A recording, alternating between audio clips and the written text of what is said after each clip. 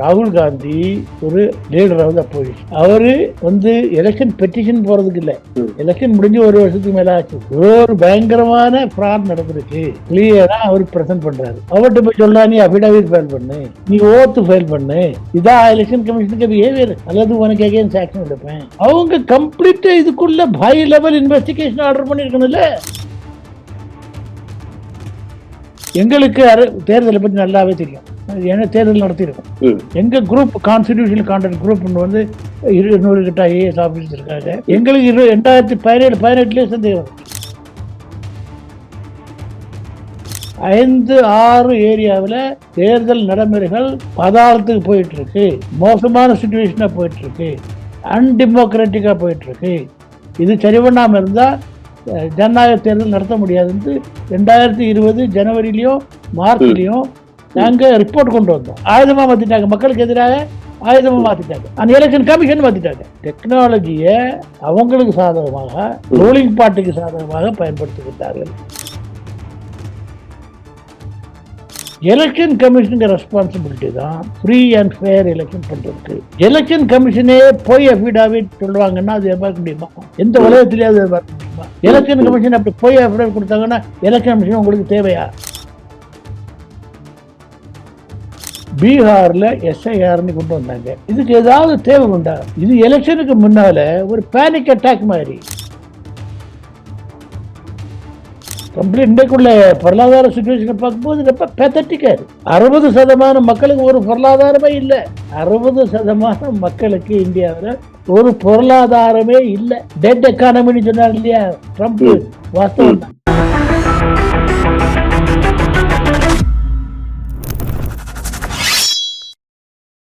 வணக்கம். ராகுல் காந்தியின் கேள்விகளுக்கு பதில் கொடுக்காமல் தேர்தல் ஆணையம் அவருக்கே நோட்டீஸை வழங்கியுள்ளது. எஸ்ஐஆர் என்கிற பெயர்ல, அதாவது ஸ்பெஷல் இன்டென்சிவ் ரிவிஷன் என்கிற பெயர்ல பீகாரின் 65 லட்சம் நபர்களுடைய ஓட்டதிகாரத்தை பறித்ததற்கு பின்பு, சுப்ரீம் கோர்ட்டில் இது வழக்காக போனதற்கு பின்பு, சுப்ரீம் கோர்ட்டிடம் இதே தேர்தல் ஆணையம் கொடுத்த அந்த எஃபிடவிட், எங்களால் எந்த விதமான பதிலும் கொடுக்க முடியாது, 65 லட்சம் நபர்களை எதற்காக நீக்கினோம் என்கிற அந்த கேள்விக்கான பதிலை கொடுக்க மாட்டோம், எந்த விதமான டாக்குமெண்ட்டையும் கொடுக்க மாட்டோம். அடுத்தபடியாக ஆகஸ்ட் 1ஆம் தேதி எந்த புதிய ஓட்டர்ஸ் லிஸ்டை பீகார் தேர்தல் ஆணையம் தன்னுடைய வெப்சைட்டில் அப்லோட் செய்தார்களோ அதை 5ஆம் தேதி நீக்கிவிட்டு பிடிஎஃப் ஃபார்மேட்டில் இருந்த சர்ச்சபிள் பிடிஎஃப்-ஐ ஸ்கேண்ட் காப்பியாக அப்லோட் செய்து விட்டார்கள். அதாவது நீங்க தேர்தல் ஆணையத்தின் வெப்சைட்டில் போய் இதற்கு மேல் எந்த விதமான சர்ச்சும் செய்ய முடியாது.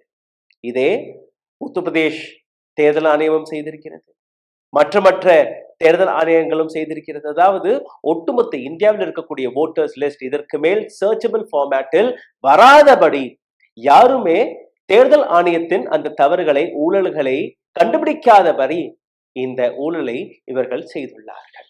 இது மட்டுமல்ல, தேர்தல் ஆணையத்தின் மீது எழும்பக்கூடிய பல்வேறு கேள்விகளுக்கு பதில் கொடுக்கும்படி, அந்த கேள்விகளை விளக்கும்படி இன்னைக்கு நம்மளுடன் இணைந்திருக்கக்கூடிய நபர் எம்ஜி தேவசகாயம் ஐயா அவர்கள். அவரிடம் இதை பற்றி இன்னும் ஆழமான கேள்விகளை கேட்டு தெரிஞ்சுக்கலாம், வாருங்கள். ஐயா வணக்கம். ஐயா, பீகார் தேர்தலில் இருந்து நம்ம தொடங்கலாம். சுப்ரீம் கோர்ட்டிடம் தேர்தல் ஆணையம் போய் பீகார்ல 65 லட்சம் நபர்களுடைய பேரை நாங்க நீக்கி இருந்தாலும் அதற்கான விளக்கத்தை நாங்க கொடுக்க மாட்டோம் என்கிற ஒரு எஃபிடவிட்டை சப்மிட் செய்திருக்கிறார்கள். இதை பற்றின உங்களுடைய கருத்து? தேர்தல் ஆணையத்துல ஆணையம் இல்லை, ஆணவம் தலையேறி இருக்கிறது.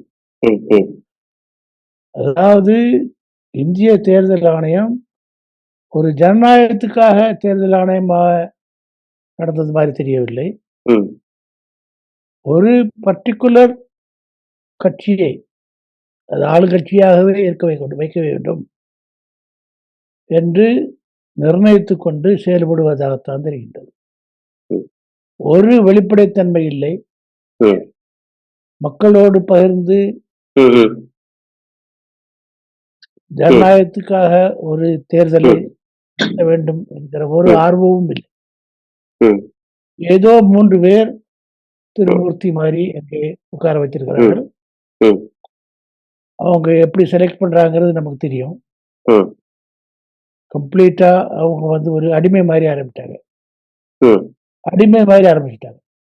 ம், அதாவது ம், இது நடந்தது கடந்த 5, 6, 7 வருஷமா நடந்துகிட்டு இருக்கு. ம், தேர்தல் ஆணையம் கம்ப்ளீட்டா மக்களுக்காக, ஜனநாயகத்துக்காக தேர்தல் நடத்துகிற ஒரு ஆணையமாக இல்லை. ம், ஒரு அரசியல் கட்சியை பதவிக்கு கொண்டு வர வேண்டிய தேர்தல் ஆணையம். ம், அதுக்காக என்னவெல்லாம் பண்ண வேண்டுமோ, அதுதான் பண்ணிக்கிட்டு இருக்காங்களே தவிர, அதை அதுக்கு அ உறுதுணையாக என்ன வேணாலும் பண்ண வேண்டுமா, அது பண்றாங்க. ஆனா, அத பாதிக்கும்படியாக ஏதாவது யாராவது கேட்டா, அது நாங்க தரமாட்டோம். ம், சொல்ல மாட்டோம். ம், நீ யாரு கேட்கறதுக்கு? ம், எங்களுக்கு எங்களுக்கு அஜெண்டா வேற. ம், உங்க அஜெண்டா வேற. ம், ஸோ பிரச்சனையே இன்னைக்கு என்னன்னா, ம். தேர்தல் ஆணையம் ஒண்ணு தேவையாங்கிறது பிரச்சனை இப்ப உருவாயிருக்கு. ஸ்பெஷல் இன்டென்சிவ் ரிவிஷன் என்கிற பெயர்ல அவர்கள் வெளிவிட்ட அந்த முதல் டேட்டா ஆகஸ்ட் 1ஆம் தேதி எலெக்ஷன் கமிஷன் ஆஃப் இந்தியா தன்னுடைய வெப்சைட்ல Bihar election commission of India அவர்களுடைய வெப்சைட்ல ஒரு பட்டியலை வெளியிட்டிருக்கிறார்கள். இந்த பட்டியல் சர்ச்சபிள் ஃபார்மேட்ல இருந்தது. அதாவது மல்டிபிள் நேம், மல்டிபிள் அட்ரஸ் எதுவாக இருந்தாலுமே நீங்க பிடிஎஃப் வழியாக சர்ச் செய்து பார்க்கலாம். ராகுல் காந்தியுடைய இந்த எக்ஸ்போஷருக்கு பின்பு திடீர்னு நீங்க பார்த்தீர்கள்ல, பீகார் மட்டுமல்ல, இன்னைக்கு கார்த்தால நாங்க செக் செய்து பார்க்கும்போது உத்தரப்பிரதேஷ் அங்க வெளிவிட்ட எலெக்ஷன் லிஸ்டிலும் இதே போன்று ஸ்கேன் காப்பி அப்லோட் செய்திருக்கிறார்கள். மகாராஷ்டிராவும் டவுன் ஆக இருந்தது, மத்திய பிரதேசும் டவுன் ஆக இருந்தது, ஹரியானா எலெக்ஷன் லிஸ்ட் அதுவும் டவுன் ஆக இருந்தது, பீகாரும் டவுன் ஆக இருந்தது. பீகார்ல வெளிவந்த அந்த எக்ஸ்போஷர் என்னன்னா ஸ்கேண்ட் காப்பி அப்லோட் செய்திருக்கிறார்கள். 2-3 நாட்களாக அவர்களுடைய வெப்சைட்ல போய் பார்த்தீங்கன்னா பல்வேறு பக்கங்கள் ஓப்பனே ஆகாது. ஸோ இது போன்ற விஷயங்களை வைத்து தேர்தல் ஆணையம் எதை மூடி மறைக்க பார்க்கிறது? ராகுல் காந்தி தெளிவாக ஒரு கான்ஸ்டுவன்சிக்கு 6 மாசம் பிடித்தது. இங்க நீங்க பாத்தீங்கன்னா 243 கான்ஸ்டுவன்சி, கிட்டத்தட்ட 90,000க்கும் மேற்பட்ட ஓட்டர்ஸ் லிஸ்ட் அப்லோட் செய்யப்பட்டது. இதெல்லாம் சாத்தியமே கிடையாது. இல்ல நீங்க வந்து இது வந்து ராகுல் காந்தி கொண்டு வந்துட்டாரு அப்படிங்கிறத கொண்டு வராதுங்க. மறுபடியும் அதாவது அதாவது இதுல தான் பிரச்சனையே இந்தியாவிலே. இந்தியா ஒரு ஜனநாயக நாடு மாரி எனக்கு தெரியல. நாங்க இதே தான் 5, 6 வருஷமா சொல்லிட்டு இருக்கோம். அதாவது எங்களுக்கு எங்களுக்கு தேர்தல் ஆணையத்துக்கு மேல சந்தேகம் வந்தது 2017, 18ல. எங்களுக்கு தேர்தலை பற்றி சில விஷயங்கள் தெரியும். அரசியல் கட்சி கூட அதை பற்றி தெரியாது. இவங்க தேர்தல் போட்டி போடுறாங்களே தவிர, தேர்தல் நடைமுறை பற்றி பல காரியங்கள் அரசியல் கட்சிகள் கூட தெரியாது. நான் கிளியரா சொல்லிடுறேன். எங்களுக்கு தேர்தலை பற்றி நல்லாவே தெரியும். ஏன்னா தேர்தல் நடத்தியிருக்கோம். எங்க குரூப் கான்ஸ்டிடியூஷனல் கான்டக்ட் குரூப் வந்து 200 கிட்ட ஐஏஎஸ் ஆஃபீஸர்ஸ் இருக்காங்க. எங்களுக்கு 2017, 18லயே சந்தேகம் வந்துச்சு. அப்பவே என்கேஜ் பண்ணி நாங்க வெளியே சொல்லிக்கிட்டு தான் இருக்கோம். 2020ல அங்க ஒரு சிட்டிசன் கமிஷன் ஆன் எலெக்ஷன் கொண்டு வந்தோம். கொண்டு வந்து கிளியரா சொன்னோம். 5, 6 ஏரியாவில் தேர்தல் நடைமுறைகள் பாதாளத்துக்கு போயிட்டு இருக்கு. மோசமான சிச்சுவேஷனா போயிட்டு இருக்கு. அன்டெமோக்ராட்டிக்கா போயிட்டு இருக்கு. இது சரி பண்ணாம இருந்தா ஜனநாயக தேர்தல் நடத்த முடியாதுன்ட்டு 2020 ஜனவரிலயும் மார்ச்லயும் நாங்க ரிப்போர்ட் கொண்டு வந்தோம்.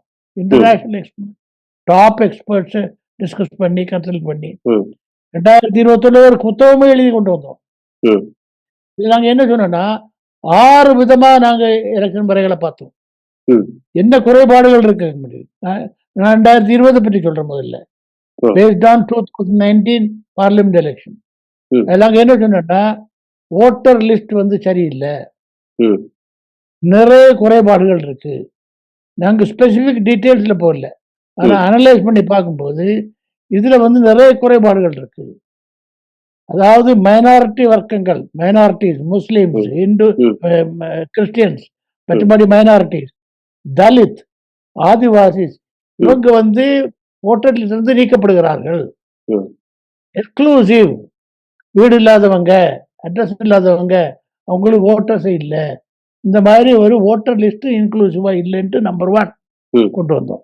2வது இவிஎம் சிஸ்டம் வந்து ஜனநாயகத்துக்கு கம்ப்ளீட்டா எதிரானது. பயங்கரமான ஃப்ராடு இவிஎம்ல பண்ண முடியும். இவிஎம்ல டெமோக்ரஸி பிரின்சிபிள்ஸ் கிடையாது. ஓட்டருக்கு நாங்க ஓட்டு போட்டது அவனுக்கு தெரியாது. ஓட்டு ரெஜிஸ்டர் ஆகிருக்கிறதா எனக்கு தெரியாது. ஓட்டர் கவுண்ட் ஆகிறதா எனக்கு தெரியாது. இவிஎம் சிஸ்டத்தை உடனே மாற்றி ஆகணும். நல்லது இம்ப்ரூவ் பண்ணி ஆகணும். 2வது கொண்டு வந்தோம். 3வது என்ன சொன்னா, ஒரு லெவல் பிளேயிங் ஃபீல்டே இல்ல. சில கட்சிகள்ல பல ஆயிரம் கோடி ரூபாய் இருக்கு. சில கட்சிகள்ல பணமே இல்ல. ரெய்ட் பண்றாங்க. கவர்மெண்ட் டிபார்ட்மெண்ட் வச்சு ரெய்ட் பண்றாங்க. லெவல் பிளேயிங் ஃபீல்டே இல்ல. பணத்துல எலக்ட்ரல் பாண்ட் தவறா கொண்டு வந்து ஒரு கட்சி தான் இது பண்ணிக்கிட்டு இருக்கு. 3வது.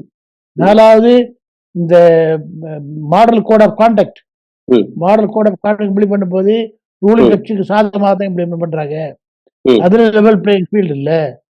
அதுல பண்ணும்போது model code of contact implement பண்ணாதனால தேர்தல் சரியாக நடக்கல. 4வது. 5வது வந்து மீடியாவை கம்ப்ளீட்டா கண்ட்ரோல் பண்ணிட்டாங்க. மீடியா வந்து ப்ரொபகண்டா மெஷினரி ஆயிட்டு எல்லாமே ஒன் சைடர். மக்களுக்கு மைண்டை மேனேஜ் பண்றாங்க. 4வது 6வது எலெக்ஷன் கமிஷன் ஃபங்க்ஷனிங் சரியே இல்லை, பெருபட்சமா இல்லை, தாறுமாறா பண்ணிக்கிட்டு இருக்கு, ஒன் சைடரா பண்ணிக்கிட்டு இருக்கு. இப்படி நாங்க கிளியரா ரிப்போர்ட்ல கொண்டு வந்தோம். புக் பப்ளிஷ் பண்ணி கொடுத்தோம். எலெக்ஷன் கமிஷனுக்கு அனுப்பினோம், மீடியாவுக்கு அனுப்பினோம், பொலிட்டிக்கல் பார்ட்டிஸ் அனுப்பினோம். யாருமே அதை பற்றி கண்டுக்கல. மீடியா இதை பற்றி ஒரு வார்த்தை எழுதல. ஒரு ஜனநாயக நாட்டுல மக்களுக்கு தெரிஞ்சா தானே மாற்றம் வரும். மக்கள் மூடி மறைச்சிட்டாங்க. எலெக்ஷன் கமிஷன் அப்படியே குப்பை தூக்கிட போட்டுறாங்க. 2020 அதுக்கப்புறமா அது கண்டினியூ பண்ணிட்டே தான் இருந்தாங்க. 2024 ஸ்பெசிபிக்கா போனோம் நாங்க. எலெக்ஷன் கமிஷன் பல இதுகளை மறைச்சாங்க. 2024 லோக்சபா எலெக்ஷன்ல பல விஷயங்கள்ல election commission மறைச்சாங்க. Number 1 voter list, ஓட்டுக்கு நம்பரை எவ்வளவு பேர் ஓட்டு போட்டாங்கன்னு சொல்றது கிடையாது. பெர்சன்டேஜ் தான் சொன்னாங்க. 5 மணிக்கு ஒரு பெர்சன்டேஜ், 6 மணிக்கு ஒரு பெர்சன்டேஜ், 11 மணிக்கு ஒரு பெர்சன்டேஜ், அடுத்த நாள் ஒரு பெர்சன்டேஜ், அதுக்கு அடுத்த நாள் ஒரு பெர்சன்டேஜ், இஷ்டத்துக்கு. அந்த பெர்சன்டேஜ் கூட நேரத்துக்கு வர்றது இல்ல. ஒரு அது பாட்டுக்கு மேல போயிட்டே இருக்கு. எப்படி மேல போயிட்டு கேட்டா பதில் கிடையாது. எப்படி இவ்வளவு மேல போயிட்டு இருக்குப்பா? பதில் கிடையாது. ஒரு ஸ்டேட்ல 1% மேல போகுது, ஒரு ஸ்டேட்ல 12% மேல போகுது. அதாவது ஒரு ஸ்டேட்ல ஒரு ஸ்டேட் மேல 1% மேல போகுது, ஒரு ஸ்டேட்ல 7% மேல போகுது, ஒரு ஸ்டேட்ல இது எப்படின்னு கேட்டா பதில் கிடையாது. கவுண்டிங் பண்ண அந்த பேப்பர் ஸ்லிப்பை கவுண்ட் பண்ணணும்னு சொன்னா பேப்பர் ஸ்லிப்பை கவுண்ட் பண்ண மாட்டோம். அதுல டைம் ஆயிரும். எல்லாமே குளறுபடி. நாங்க அதை அனலைஸ் பண்ணி 79 சீட்ல ஃப்ராட் நடக்குன்னு சொன்னோம். 79 சீட்டு 2024 எலெக்ஷன்ல. அதுல பெங்களூர் சென்ட்ரல் ஒரு லிஸ்ட்ல உண்டது. கர்நாடகால 6 சீட், அதுல பெங்களூர் சென்ட்ரல் உண்டு. அந்த பெங்களூர் சென்ட்ரல்ல இருந்து ஒரு அசம்பிளி கான்ஸ்டிடியூன்சி மாதவபுரா எடுத்தா ராகுல் காந்தி அன்னைக்கு பிரசன்டேஷன் பண்ணாரு. அந்த மாதிரி 71 இடங்களை நீங்க அடையாளம் 79 பார்லிமெண்ட் சீட்டுப்பா கான்ஸ்டிடியூன்சி. லோக்சபா இவர் சொன்னது ஒரே அசம்பிளி தான் இவர் சொல்லியிருக்காரு. நாங்க சொன்னது each Lok Sabha contains 7 to 8 assembly seats. Approximately total 500 assembly constituency. நாங்க சொன்னது 500 approximately 500 average. 80ன்னா 6 7 6 7 assembly constituency இருக்கும். ஸோ நாங்க சொன்னது அப்ராக்சிமேட்லி 500 அசம்பிளி கான்ஸ்டிடியூன்சில குளறுபடி நடந்திருக்கு. இவங்க ஒன்னே எடுத்து வச்சிருக்காங்க. கர்நாடகா டீட்டெயில சொல்லியிருக்காங்க. அதான் இவங்க சொன்னது ஓட்டர் லிஸ்ட் தான். ஓட்டர் லிஸ்ட் மாத்திரம் எலெக்ஷன் தேர்தலில் ஜெயிக்க முடியாது. ஓட்டர் லிஸ்ட் ஒரு லிஸ்ட் தானே. ஓட்டர் லிஸ்ட் அதை மெஷினை போட்டு மேனுஃபேக்சர் பண்ணாதானே எலெக்ஷன் ஜெயிக்க முடியும். அப்ப இவிஎம்ல குளறுபடி, விவிபேட்ல குளறுபடி, எல்லாமே மைக்ரோசிப்ல குளறுபடி, சிம்பிள் லோடிங் யூனிட்ல குளறுபடி, கம்ப்ளீட் எலெக்ஷன் சிஸ்டத்துல குளறுபடி. புரிஞ்சுதா? இப்போ ஓட்டர் லிஸ்ட் எல்லாரும் பேசுறாங்க. ஓட்டர் லிஸ்ட் வச்சு பார்த்தா ஒரு கதை பண்ண முடியும். என்ன பண்ண முடியும் நீங்க? ஓட்டர் லிஸ்ட் வச்சு மாத்திரம் என்ன பண்ண முடியும்? நீங்க Got it. voter list must be converted into vote Hmm. and vote only then. So பூரா சிஸ்டத்தை நீங்க பார்க்கணும். Hmm. இப்பவும் ராகுல் காந்தியும் தப்பா தான் ப்ரொஜெக்ட் பண்ணியிருக்காரு, காங்கிரஸ் பார்ட்டியும் தப்பா தான் ப்ரொஜெக்ட் பண்ணியிருக்கு, மீடியாவும் தப்பா தான் ப்ரொஜெக்ட் பண்றாங்க, எல்லாரும் தப்பா தான் ப்ரொஜெக்ட் பண்றாங்க. நான் என்ன சொல்றேன்னா, பூரா எலெக்ஷன் சிஸ்டம் வெப்பனைஸ் ஆயிடுச்சு. வெப்பனைஸ்ட் Hmm. ஆயுதமா மாத்திட்டாங்க, மக்களுக்கு எதிராக ஆயுதமா மாத்திட்டாங்க. அந்த எலெக்ஷன் கமிஷன் மாத்திட்டாங்க. Hmm. முந்தி எல்லாம் எங்க டைம்ல எல்லாம் பேப்பர் எலெக்ஷன் டைம்ல எல்லாம் கொலைகள் நடக்கும், Hmm. சின்ன ஸ்கேல்ல நடக்கும். Hmm. எலெக்ஷன் கமிஷனுக்கு தெரியாம நடக்கும், Hmm. திருட்டுத்தனமா நடக்கும். தேர்தல் ஆணையம் கண்டுபிடிச்சா உடனே கண்ட்ரோல் பண்ணுவாங்க. Hmm. தேர்தல் ஆணையம் உடனே ஆக்ஷன் எடுப்பாங்க. 10 வருஷத்துக்கு முன்னால நடந்துகிட்டு. Hmm. இப்ப தேர்தல் ஆணையமே ஃப்ராட் பண்ணுது உள்ள உட்காந்து. Hmm. இவிஎம் சிஸ்டத்தை ஃப்ராட் பண்றாங்க, எலக்ட்ரல் ரோல்ல ஃப்ராட் பண்றாங்க. இப்ப டெக்னாலஜி வந்ததுனால Hmm. நீங்க பூத் லெவல்ல என்னதான் பண்ணாலுமே பிரயோஜனம் இல்லை. Hmm. புரியுதா? பூத்துல நாங்க எல்லாம் கண்ட்ரோல்ல உட்காந்துட்டு இருக்கோம். பூத்துல என்னெல்லாம நீங்க பண்ணிட்டு இருப்பீங்க. ஆனா இப்ப பண்றது இல்லாம பூத் லெவல்ல நடக்கு. எங்கேயோ Hmm. உட்காந்து எப்படியோ மேனிபுலேட் பண்றாங்க. டெக்னாலஜியை அவங்க சாதகமா பயன்படுத்துறாங்க. நான் சொல்றது என்னன்னா, டெக்னாலஜி நல்லதுதான், Hmm. அது ஜனநாயகத்துக்கு சாதகமா பயன்படுத்துறாங்கன்னா நல்லதுதான், மக்களுக்கு சாதகமா பயன்படுத்துறாங்க நல்லதுதான். இல்லை, டெக்னாலஜியை அவங்களுக்கு சாதகமாக, ரூலிங் பார்ட்டிக்கு சாதகமாக பயன்படுத்துகின்றார்கள். Hmm. அப்படி பண்ணும்போது நீங்க என்னதான் ட்ரை பண்ணாலும் Hmm. ஏதோ அதுல வரல கொஞ்சம் கொஞ்சம் மக்களுக்கு தெரிஞ்சதையும் நீங்க சொன்னீங்க இல்லையா, இப்போ அதை க்ளோஸ் Hmm. பண்ணிடுறாங்க. Hmm. அந்த லிஸ்டையும் க்ளோஸ் பண்ணிட்டாங்க. பேசிக் ரீடபிள் லிஸ்ட் தரமாட்டம் சொல்லிட்டாங்க. இந்த Hmm. இந்த இந்த லிஸ்டையும் ஸ்கேனிங்ல போட்டுறாங்க. Hmm. எல்லாமே கம்ப்ளீட்லி சீல்டு. மக்களுக்கு ஒண்ணுமே தெரியக்கூடாது. Hmm. மக்கள் ஆடு மாடு மாதிரி, Hmm. ஆட்டு மந்த மாதிரி அவங்க சொன்ன நாளைக்கு போய் கியூல நின்று Hmm. பட்டனை ப்ரெஸ் பண்ணிட்டு போயிட்டு இருக்கணும், அவ்வளவுதான். Hmm. உனக்கு வேலை அவ்வளவுதான். Sir. அதுக்கப்புறம் என்ன நடக்குதோ அது நாங்க பார்த்துக்கிறோம். Sir, Association for Democratic Reform, union for civil liberties, இது போன்ற பல்வேறு தனிப்பட்ட அமைப்புகள், பல என்ஜிஓஸ்கள், நீங்களே சொன்னபடி கிட்டத்தட்ட ஒரு 5-6 வருஷத்துக்கு மேலே நீங்க இந்த விஷயத்தை எடுத்து வச்சுட்டு வர்றீங்க. இவ்வளோ ப்ரூஃப்ஸ்கள் எடுத்து வைத்ததுக்கு பின்பு கூட ஏன் எதிர்கட்சியில் இருக்கக்கூடிய எந்த மூத்த தலைவருமே இதை பற்றி ஆழமாக பேச மறுத்து வருகிறார்கள்? உதாரணத்துக்கு நீங்க பார்த்தீர்கள்னா, இப்போ இவ்வளவு சர்ச்சையாக பேசப்பட்ட பின்பு கூட சரத்பவார் எந்த ஸ்டேட்மெண்ட்டும் கிடையாது, சிவசேனா உத்தவ் டாக்கரே எந்த ஸ்டேட்மெண்ட்டும் கிடையாது, வெஸ்ட் பெங்காலின் chief minister Mamata Banerjee no statement, Aam Aadmi கட்சி அங்கங்க குரல் கொடுத்துட்டு இருந்தா கூட Aravind Kejriwal till now he had not spoken a word. இந்த மாதிரி பல்வேறு இந்தியா அலையன்ஸில் இருக்கக்கூடிய நபர்களே வெளிப்படையாக பேசவில்லை. வெறும் காங்கிரஸ் மட்டும் தான் அங்கங்க ஒரு சில போராட்டங்களை நடத்தி வருகிறார்கள். அப்போ எதிர்கட்சிக்குள்ளேயே ஒரு பிரச்சனைகள் இருக்கா? இல்ல, இது எந்த நோக்கத்துல பார்க்க கூடாது. இது பொலிட்டிக்கல் பார்ட்டிஸ்க்கு இஷ்யூ. நீங்க என்ஜிஓ, சிவில் சொசைட்டி சொன்னீங்க இல்லையா, இந்த 2 அமைப்புகளுக்கு பேர் சொன்னீங்கல்ல, இவங்க அவ்வளவு தூரம் அவங்க கோர்ட்டுக்கு போறாங்களோ, இதை விட டீப்பா அனலைஸ் பண்ணி ரிப்போர்ட் கொடுத்தது வேற அமைப்புகள். மீடியாவில் அது வரல, அதனால மக்களுக்கு தெரியல. Correct. Citizen commission on elections, அதுக்கு நான் தான் கோஆர்டினேட்டர். அது அப்புறம் ஓட் ஃபார் டெமோக்ரஸி, இப்படி இவங்க தான் ரொம்ப டீட்டெயிலா போறாங்க. மற்றவங்க போறது மேலண்டால கோர்ட்டுக்கு போறாங்க. அவங்க மெயின்லி போறது கோர்ட்டுக்கு. கோர்ட்ல ஒரு பிரச்சனை கிடையாது.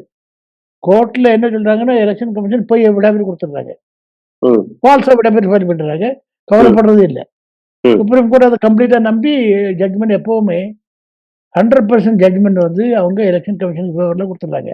ஐயா, இந்த இடத்துல சுப்ரீம் கோர்ட்டை பத்தி ஒரு வார்த்தை நான் பேசணும். சுப்ரீம் கோர்ட்டிடம் எப்பெல்லாம் இவிஎம் பற்றியோ இல்ல தேர்தல் ஆணையத்தை பற்றியோ ஒரு வழக்கு போகும்போது supreme court rejects by saying election commission of India is a constitutional body, let them decide.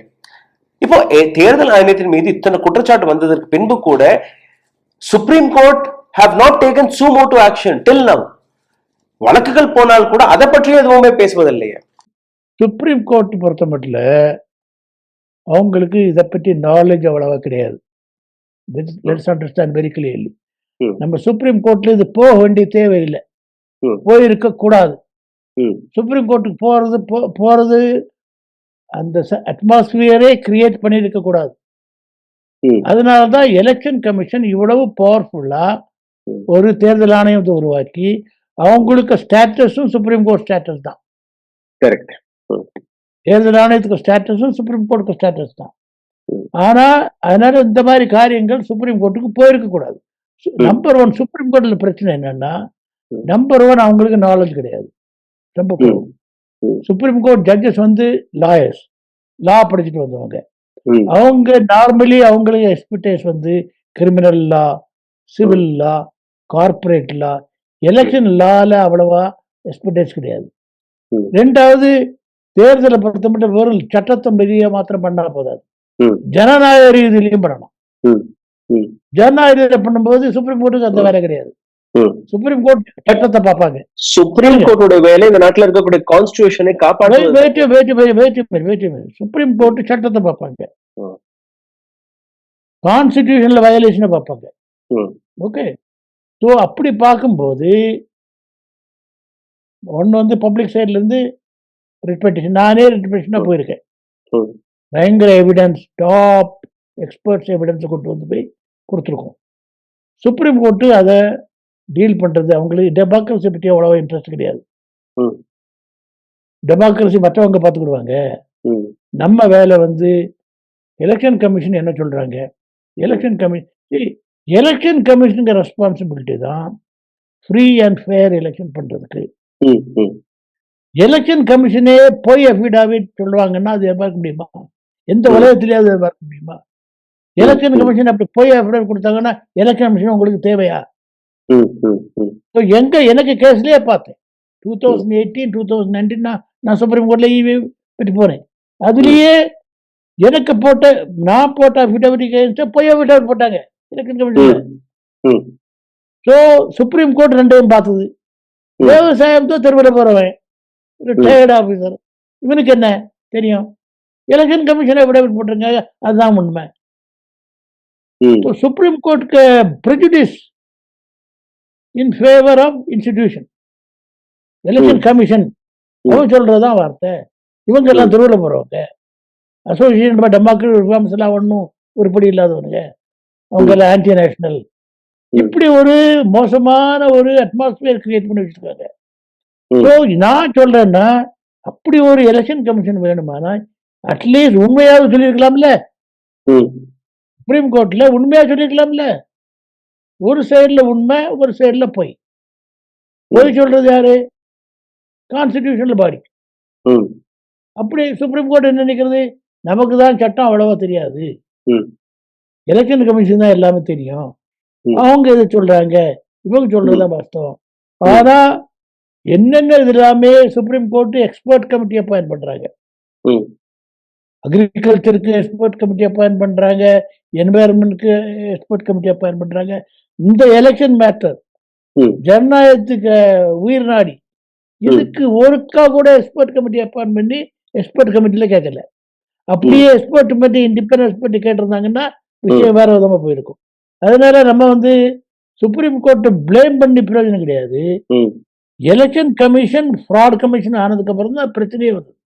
ம், ஆனா நீங்க முந்தி பாத்தீங்கன்னா 2000 சுப்பிரமணிய சாமி போனார் இல்லையா? ம், ம். சுப்பிரமணிய சாமி இவிஎம் எகேன்ஸ்ட் போனார் இல்லையா? பிஜேபி தானே முதல்ல போனது. ஆமா. கே அத்வானி போனார் இல்லையா? சுப்ரீம் போனார் இல்லையா? அப்போ எலெக்ஷன் கமிஷன் ஃப்ராட் கமிஷனா இல்ல, ம், உண்மையை சொன்னாங்க.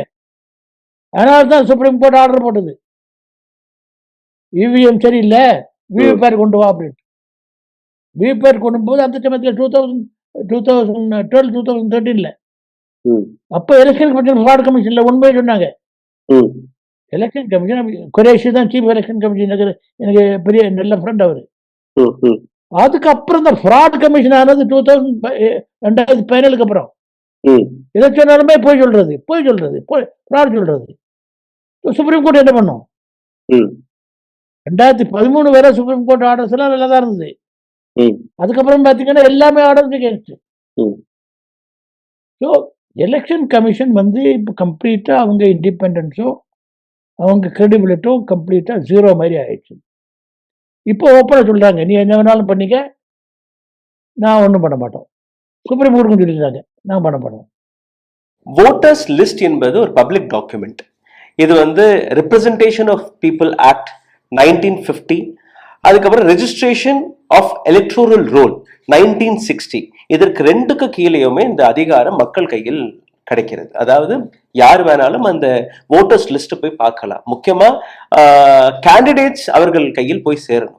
இப்ப தேர்தல் ஆணையம் எடுத்து வைக்கக்கூடிய இந்த ஸ்டாண்ட் என்னன்னா, நாங்க எந்த விதமான எலக்ட்ரானிக்கலி ரீடபிள் டாக்குமெண்ட் கொடுக்க மாட்டோம். வெப்சைட்ல இருக்கு, எங்களோட வேலை வந்து அப்லோட் பண்றதா பப்ளிஷ் பண்ணிட்டோம். அந்த பப்ளிஷ் பண்றது கூட நீங்க பாத்தீங்கன்னா it is not a readable document. இப்ப சாதாரணமாக நீங்க பார்த்தீர்கள்னா ஒரு லிஸ்ட் படிக்கிறதுக்கே கிட்டத்தட்ட ஒரு நாள் பிடிக்கும். Just one list, even more. அந்த மாதிரி கிட்டத்தட்ட 90,000 பிளஸ் லிஸ்ட் அங்க இருக்கு, வெறும் பீகார்ல மட்டும். இந்தியா முழுவதும் அது தனி. பீகார்ல கிட்டத்தட்ட 243 அசம்பிளி கான்ஸ்டிடுவன்சி இருக்கு. அத்தனை கான்ஸ்டிடுவன்சிகளுக்கான அந்த வோட்டர்ஸ் லிஸ்ட மேனுவலா படிச்சு அதற்கான தவறுகள்லாம் இருப்பது சாத்தியமே கிடையாது. ஸோ இதுக்கு முன்னாடி நீங்க பாத்தீங்கன்னா லிஸ்ட்ல வந்து பெயர்களை நீக்கக்கூடிய நபர்கள், சேர்க்கக்கூடிய நபர்கள், அவர்களுடைய ரீசனிங்கும் சைட்ல எழுதி இருக்கும். 18 வயசு ஆயிருச்சு அதனால நாங்க சேர்த்திருக்கோம், இவர் வந்து இறந்துட்டாரு அதனால நாங்க நீக்கி இருக்கோம், இவருடைய அட்ரஸ் மாறிடுச்சு அதனால நாங்க நீக்கி இருக்கோம் என்கிற ஒரு ரீசனிங் கொடுக்கறதுக்கான ஒரு காலம் இருக்கும். இந்த முறை, அதாவது இந்த எஸ்ஐஆர்ல வெளிவந்த வோட்டர்ஸ் லிஸ்ட்ல பாத்தீங்கன்னா அந்த ரீசனிங்கிற அந்த காலமே காணும். Isn't it violation of these two acts? அதுதான் கம்ப்ளீட் வயலேஷன். நீங்க பாத்தீங்கன்னா பீகார்ல எஸ்ஐஆர்னு கொண்டு வந்தாங்க. இதுக்கு ஏதாவது தேவை உண்டா? Now they gonna implement it. அதாவது ஒரு பேனிக் அட்டாக் மாதிரி த்ரூஅவுட் நேஷன் அப்புறம் பண்றாங்க. இது எலெக்ஷனுக்கு முன்னால ஒரு பேனிக் அட்டாக் மாதிரி. அதாவது இவங்க வந்து எலெக்ஷன் ஓட்டர் லிஸ்ட கம்ப்ளீட்டா சானிடைஸ் பண்றது. Correct word sanitise. அவங்க யூஸ் பண்றாங்க பியூரிஃபை வேர்டு யூஸ் பண்றாங்க. அதாவது தீட்டப்பட்டு போச்சது, அதனால அதை பியூரிஃபை பண்ணணும். ஆனா சானிடைஸ் பண்றாங்க. அதாவது முதல்ல இவங்க என்ன பண்ணாங்க, இவிஎம் சிஸ்டத்தை வச்சு எலெக்ஷன் சிஸ்டத்தை வெப்பனைஸ் பண்ணிட்டாங்க. எல்லாம் அவங்க இஷ்டத்துக்கு பிரகாரம் எலெக்ஷன் ரிசல்ட்டை மேனுஃபேக்சர் பண்ணலாம். நவ் ஓட்டர் லிஸ்ட்ங்கிறது என்னது? ஃபீட் ஸ்டாக், ரா மெட்டீரியல் தானே. ஃபீட் பண்றத சானிடைஸ் பண்ணிட்டீங்கன்னா எலெக்ஷன் ரிசல்ட் மேனுஃபேக்சர்ல பிரச்சனையே இல்லை. இப்ப மேனுஃபேக்சர் பண்றது கொஞ்சம் கஷ்டப்படுறது, கொஞ்சம் கஷ்டம். அதை கண்டுபிடிக்க விடாம ஸ்டாப் பண்ணாங்க. கஷ்டப்பட்டு இப்போ 6 மாசம் ரிசர்ச் பண்ணி ஏதோ ஒரு கான்ஸ்டிடியூஷன்ல கண்டுபிடிச்சாங்க. இப்ப சொல்றாங்க ஒரு பாத்தீங்கன்னா அதுக்கு நீ அஃபிடவிட் போடு, அதுக்கு ஓத்து போடு, அது இது போடு, அதில் ஒன்று ஜெயிலில் போட்டுருவோம் அப்படின்னு அவரை பயன்படுத்துறாங்க. இப்போ அதுல அந்த சான்ஸ் கூட இல்லாம கம்ப்ளீட்டா லிஸ்ட்டை சானிடைஸ் பண்ணி என்ன தேவையோ அருமையான ரா மெட்டீரியல் உருவாக்கி வச்சு மெஷின்ல போட்டு எலெக்ஷன் ரிசல்ட்டை உருவாக்கி எல்லா ஸ்டேட்டையும் கேப்சர் பண்ணியாச்சு. எல்லா ஸ்டேட்டும் என்ன பேசிஸ்ல எல்லா ஸ்டேட்டையும் உங்களுக்கு போச்சுது? என்ன பாலிசி இருக்கு உங்ககிட்ட? எல்லாம் ஆன்டி பீப்புள் பாலிசி. நான் வந்து பொருளாதார படித்தவன். கம்ப்ளீட் இன்றைக்குள்ள பொருளாதார சுச்சுவேஷனை பார்க்கும்போது ரொம்ப பேத்தட்டிக்கா இருக்கு. 60% மக்களுக்கு ஒரு பொருளாதாரமே இல்லை. 60% மக்களுக்கு இந்தியாவில் ஒரு பொருளாதாரமே இல்லை. டெட் எக்கானமின்னு சொன்னார் இல்லையா ட்ரம்ப், வாஸ்தவம் தான். 60-70% மக்கள் வந்து சாயங்காலம் செஞ்சு கிடைக்குமா, காலையில கஞ்சி கிடைக்குமா, எங்க ஏதாவது கிடைக்குமான்னு தான் பண்ணிக்கிட்டு இருக்காங்க. அதாவது வசதியா வாழுகிறவங்க ஏதோ சில கோடி வாழ்ந்துகிட்டு இருக்காங்க. 140 கோடி விளையாட்டா, 100 கோடி 40 கோடி வசதியா வாழ்ந்தா கூட அது பெரிய எக்கானமி தானே. அது அமெரிக்காவோட பெரிய எக்கானமி தானே அது. ஆனா 100 கோடி யாராவது பத்தி அதை பத்தி பேசுறாங்களா? நான் ஒரு ஆர்டிக்கல் படிச்சுக்கிட்டு இருந்தோம். எல்லாமே கடன் வாங்கி சின்ன கடன் வாங்கி கடன்லயே தள்ளிட்டு இருக்காங்க. அப்படி இருக்கும்போது ஓட்டு போட்டுக்கிட்டே இருப்பாங்களா? இவங்களுக்கு என்ன இல்லை, இனி வந்து எலெக்ஷன் ரிசல்ட் வந்து மேனுஃபேக்சர் பண்ணணும். எலெக்ஷன் கமிஷன் மேனுஃபேக்சரிங் ஃபேக்டரி மாதிரி ஆயிடுச்சு. ஸோ இன்னைக்கு வந்து எலெக்ஷன் கமிஷனுக்கு நண்பகத்தனை கம்ப்ளீட்டாக 0. அதனால தான் அவங்க என்ன கேட்டாலுமே மாட்டேன் மாட்டேன் மாட்டேன், இருக்கிற லிஸ்டையும் தர மாட்டேன், CCTV டிவி footage. தர மாட்டேன், ஒண்ணுமே தர மாட்டோம், ஒண்ணுமே தர மாட்டோம், ஒரு information தர மாட்டோம். எலெக்ஷன் கமிஷன் ஆபீஸ் அங்க டெல்லியில இழுத்து கூட்டி ம், 5 வருஷமா லாக் பண்ணிட்டாங்க. யாரும் போக முடியாது, ம், நானும் போக முடியாது. ம், ம், அப்படி ஒரு ஃபவுல் அட்மாஸ்பியரை கிரியேட் பண்ணி ம். எலெக்ஷன் நடத்துறேன்னு சொல்லி எலெக்ஷன் நடத்திட்டு இருக்காங்க. அதனால தான் இந்த எலெக்ஷன் கமிஷன்ல வந்து உங்களுக்கு ஒரு நியாயமோ ஒரு நீதியோ கிடைக்காது. சுப்ரீம் கோர்ட்ல இவங்க என்ன ஃபீல் பண்ணுவாங்களோ, சுப்ரீம் கோர்ட்ல தான் ஆமா சாமி போடுறாங்க, அவ்வளவுதான். ம், ம், ஏன்னா சுப்ரீம் கோர்ட்ல இதுக்குள்ள எக்ஸ்பர்டைஸ் இல்லை. நாங்க ம். இவ்வளவு பெரிய சப்ஜெக்ட், இவ்வளவு ரிசர்ச் பண்ணி நாங்க இதை கொண்டு வரோம். அது என்ன ஒரு ஒரு ஒரு ஒரு ஒரு ஒரு 4-5 மணி நேரத்துல ஆர்கியூ பண்ணி சுப்ரீம் கோர்ட் அண்டர்ஸ்டாண்ட் பண்ணிடுவாங்களா? ம், என்ன பொறுத்த மட்டும் இந்த எலெக்ஷன் கமிஷன் அப்படின்னா எலெக்ஷன் கமிஷன் வேண்டாம் பண்ணுங்க. ம், எலெக்ஷன் கமிஷன் எதுக்கு வேண்டாம்? ஆக்சுவலி எலெக்ஷன் கமிஷன் எலெக்ஷன் நடத்துறது இல்ல. ம், எலெக்ஷன் நடத்துறது யாரு? ம். எலெக்ஷன் நடத்துறது யாரு? Ruling district government. கலெக்டர்ப்பா. டிஸ்ட்ரிக்ட் ரூலிங் கவர்மெண்ட் இல்ல, டிஸ்ட்ரிக்ட் கலெக்டர். ம், டிஸ்ட்ரிக்ட் கலெக்டர் தான் டிஸ்ட்ரிக்ட் எலெக்ஷன் ஆஃபீஸர். ம். டிஸ்ட்ரிக்ட் கலெக்டர் தான் ரிட்டர்னிங் ஆஃபீஸர். ம். அவருக்கு கீழே ஒர்க் பண்ண ஆர்டிஓ, இவங்க தான் அசிஸ்டன்ட் ரிட்டர்னிங் ஆஃபீஸர், தஹசீல்தார், இவங்க தான் இவங்க தானே எலெக்ஷன் நடத்துறது. ம், எலெக்ஷன் கமிஷன் நடத்துறாங்க. ம். அதுக்கு லா அண்ட் ஆர்டர் பார்க்கறது போலீஸ். இந்த ஐஏஎஸ் வந்து ஐபிஎஸ் தானே பண்றாங்க. கரெக்ட். எலெக்ஷன் கமிஷன் எதுக்கு உங்களுக்கு ம், இந்த மாதிரி ஃப்ராட் பண்றதுக்கா? எலெக்ஷன் கமிஷன் வந்து கம்ப்ளீட்டா free and fair election ensure பண்றதுக்கு இருக்கு. ம். இது தலைகள்ல நடந்துகிட்டு இருக்குல்ல, இதுதான் பிரச்சனை. சரி, என்னுடைய கடைசி கேள்வி, ஒருவேளை தேர்தலில் பல்வேறு கடுபிடிகள் நடந்ததாக ப்ரூஃப் ஆயிருச்சுன்னா 2024 எலெக்ஷன் ரத்து செய்யப்பட்டு மறுபடியும் எலெக்ஷன் நடத்த முடியுமா? ஆமா, அதாவது லார்ஜ் ஸ்கேல் ரிகிங் நடந்து ம், தேர்தல் நியாயமா நேர்மையா இல்லை என்று ப்ரூவ் ஆகிவிட்டால் ம். they can countermand. ம். The language is countermand.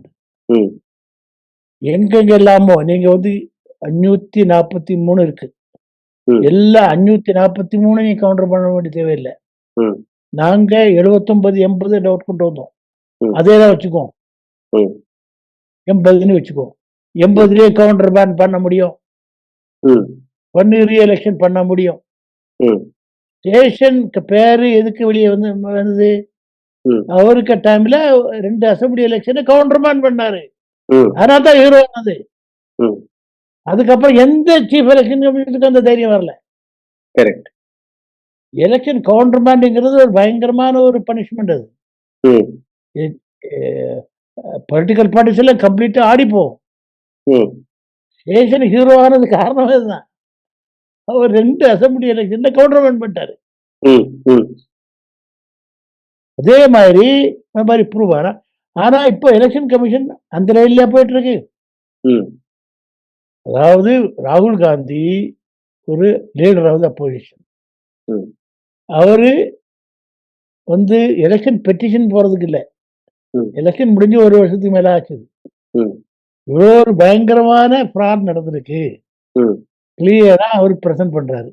ம், அவர்கிட்ட போய் சொல்றா, நீ அஃபிடவிட் ஃபைல் பண்ணு, ம். நீ ஓத்து ஃபைல் பண்ணு, இதான் எலெக்ஷன் கமிஷனுக்கு பிஹேவியர், அல்லது உனக்கு அகேன்ஸ்ட் ஆக்ஷன் எடுப்பேன். ம். அவங்க கம்ப்ளீட்டா இதுக்குள்ள ஹை லெவல் இன்வெஸ்டிகேஷன் ஆர்டர் பண்ணிருக்கணும்ல. Correct. Election commission of India இதுவரை இம்மீடியட்லி ம், they should have ordered a high level investigation headed by a honest ம். man of integrity, a former chief election commissioner, a former election commissioner, or somebody who is knowledge போட்டிருக்கணும்ல. Correct. இதுக்குள்ள மத பிறகுல வந்திருக்கணும்ல. ம். என்ன சொல்ற? இந்த True, true. Response பண்றான். was this the response? எங்களை மாதிரி ஆளுகள் இதானே பண்ணிருப்போம். ம், அடுத்த நிமிஷமே ஆர்டர் போட்டுருமே. இது எலெக்ஷன் கமிஷன் நடந்துட்டு இருக்கு. ம். அப்புறம் வந்து வெப்சைட்ல இருந்து எல்லாம் எடுத்துடுறாங்க.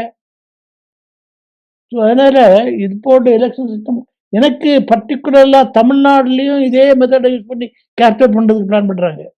ம், ம். இதே ஃப்ராட் பண்ணி தமிழ்நாடு எப்படியாவது கேப்சர், அவங்க தமிழ்நாட்டுல பப்ளிக்ல இருந்து ஓட்டு வாங்கி கேப்சர் பண்றதுக்கு ஐடியா இல்ல. குறுக்கு வழியில. இந்த மெத்தடை யூஸ் பண்ணி கேப்சர் பண்ணிடணும். போன போன தடவை 8% இன்க்ரீஸ் பண்ணிட்டாங்க அவங்களாகவே. அவங்களாவே ஓட்டு ஷேர் மேல வந்துருச்சு. 2019 2024 8% இன்க்ரீஸ் ஆயிட்டாங்க. ம். இனி என்ன 10-15% இன்க்ரீஸ் ஆகுங்க. மேனிபுலேட் பண்ணும்போது மேனுஃபேக்சர் பண்ண வேண்டியதுதானே. True. அதனால தான் கூட்டணி True. கூட்டணிங்கிற ஒரு பெரிய மித் கிரியேட் பண்றாங்க. ஏதோ பெரிய கூட்டணி பண்ற மாதிரியும். ம். கூட்டணி எதுக்கு பண்றாங்க? மேனுஃபேக்சர் பண்றதுக்காக. So election results are manufactured. ம். Election commission is completely compromised. ம். ஸோ எனக்கு இந்தியன் ஜனநாயகத்தில் ரொம்ப மோசமான போயிட்டு இருக்கு. மக்கள் மத்தியில ஒரு எழுச்சி இல்ல. காரணம் என்னன்னா, மக்கள் மத்தியில இந்த மெட்டீரியல் போய் சேரல. ம். இன்னொன்னு என்னன்னா, டெக்னாலஜி காரணத்தினால கம்ப்ளீட்டா வேற விதமா போயிட்டு இருக்காங்க. Correct, correct. ஏதோ ஒரு போஸ்டிங் போட்ட உடனே எல்லாம் முடிஞ்சு போச்சுது. ம். நீங்க ஒரு கேள்வி கேட்டீங்க, அரசியல் கட்சிகள் ஏன் பாடல? அரசியல் கட்சிக்கு ஜனநாயகத்தை பத்தி அவ்வளவா கவலை கிடையாதுங்க. ம். அவங்களுக்கு பதவி பிடிக்கணும். ம். சரி, பதவி கிடைச்சா நல்லது, கிடைக்காம வந்து நெக்ஸ்ட் டைம் பார்த்துக்கலாம். ஜாஸ்தி அவங்க வந்து ஜனநாயகத்தை நோக்கி போறதில்ல. ம். அவங்க பதவியை நோக்கி தான் போகிறாங்க. கரெக்ட். ராகுல் காந்திக்கு பிரசன்டேஷனை பார்த்தா கூட என்ன சொன்னாரு? ம். Modi captured power by manipulating 25-30 seats சொன்னாரு. பவரை பற்றி தான் பேசுறாரு. மக்கள் தீர்ப்பை கம்ப்ளீட்டா நாசமாக்கிட்டான்னு பேசல கரெக்ட். இல்லையா? இப்ப மற்ற கட்சிகள் இதை பற்றி ஜாஸ்தி கவலைப்படல. நம்ம சான்ஸ் வந்தா நம்ம பார்த்துக்கிடுவோம். ம். ஸோ இன்னைக்கு வந்து ஜனநாயகத்தை காப்பாற்றுற மாதிரி தான் மக்களால் தான் காப்பாற்ற முடியும். Correct. ஆனா அதுக்கு வந்து மீடியா ஒரு ரோலே ப்ளே பண்ணல. கம்ப்ளீட் நெகட்டிவ் ரோல் தான் ப்ளே பண்றாங்க. ஸோ நான் சொல்ல வர்றது என்னன்னா, இந்திய ஜனநாயகத்துக்கு பெரிய சவால்கள் இருக்கு. ம். இந்த சவால்கள் எப்படி வரும்ங்கிறது மக்கள் கையில் தான் இருக்கு. உங்களுடைய நேரத்தை ஒதுக்கி இந்த அளவில் ஆழமாக கருத்துக்களை கூறியதற்கும் மக்களுக்கு புரியும்படி இந்த விஷயத்தை பற்றி எடுத்து வைத்ததற்கும் மிக்க மிக்க நன்றி sir. Thank you so much. Thank you. ஊடகம் கார்ப்பரேட் அரசியல்வாதிகளின் கைப்பாவையாக அடிமைகளாக இருந்தது போதும், இனி சாட்டை எடுத்து சுழற்றும் நேரம் வந்துவிட்டது. ஊடகம் பொதுமக்களாகிய உங்களுக்காக உங்களாலேயே இயக்கப்பட வேண்டும். ஊடக சுதந்திரத்திற்காக உங்களின் பங்களிப்பை இன்றே அளித்திடுங்கள்.